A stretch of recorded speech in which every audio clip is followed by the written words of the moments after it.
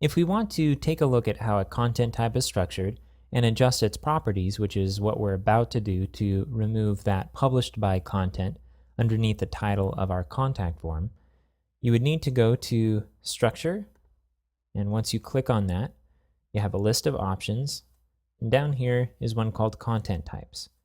Go ahead and click on that. And here we have a list of the 3 content types I mentioned before: article, basic page, and web form. And next to these, there's an edit link. Let's go ahead and click on the edit link next to web form. Okay, this has some data about the content type.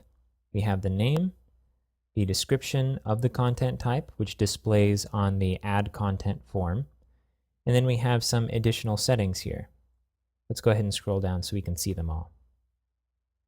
Okay, under submission form settings, we have some settings for the add form for this type of content. For example, instead of adding a title, we could set this to be some other name. For example, as we create the guide content type, we'll set this title to name instead of title. Preview before submitting allows us to require a preview by the editor before they actually submit the content. And then we can add some help text to that form above the form itself in order to help guide the user through the process. Okay, let's go ahead and look at publishing options.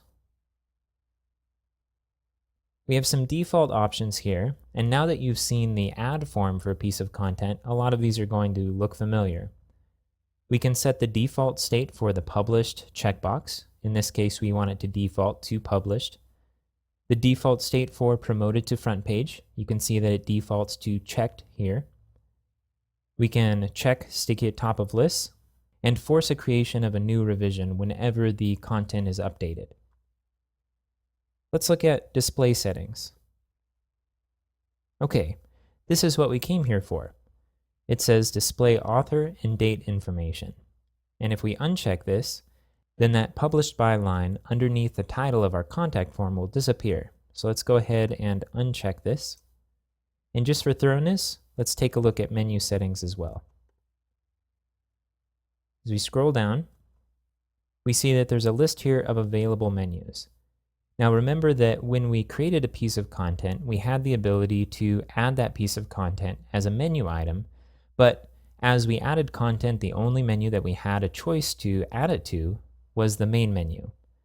But when we had to move a menu item from one menu to another, we could do so through the menu settings pages, which allowed us to freely add a piece of content to any menu.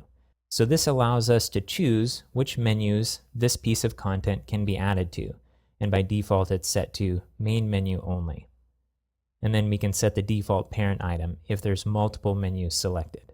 Okay, let's go ahead and take a look at our contact form after we save this. I'm going to go ahead and click on Save Content Type. And then I'm going to jump back to the home page and then click on Contact here.